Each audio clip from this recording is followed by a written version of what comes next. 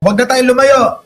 Kumpara natin. Kanino? Sandro versus Baste. Ay, putik, grabe yun. Pag tinignan mo yung itsura, parang hindi na nalalayo kay Banat Bay. Oo. Hindi kasi, ako Tapos tatawagin niyang Charis. Oo. Kita niya naman kapag Oo. tumayo. Ito pa may issue. Ano? Iba daw yung tatay ni Sandro. Oo. Putik na yan.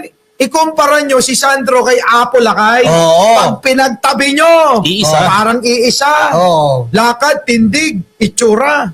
di ba? Oo. Ni ano, Ginagawa Mini kasi nila. Marcos Sr. Ginagawa nila. Tanim intriga. Oo. Tsaka kung talagang iba-ibang mga asawa, si Digong may gawa niyan eh. Kaya nga, Ilan na ba naiyot yan?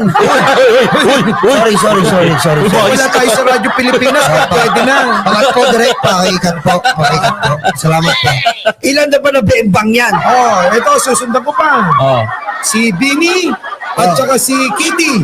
Oo. Tignan nyo naman itsura.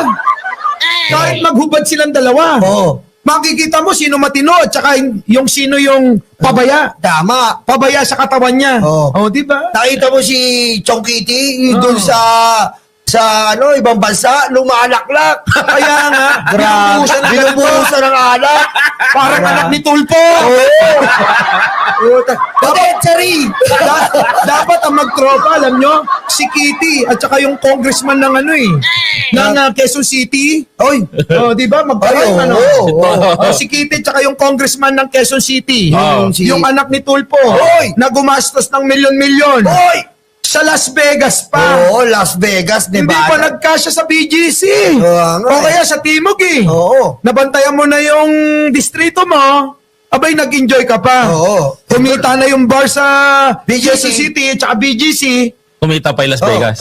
Pinakita, ibang bansa pa. Oo. Matindi. Matindi. Pero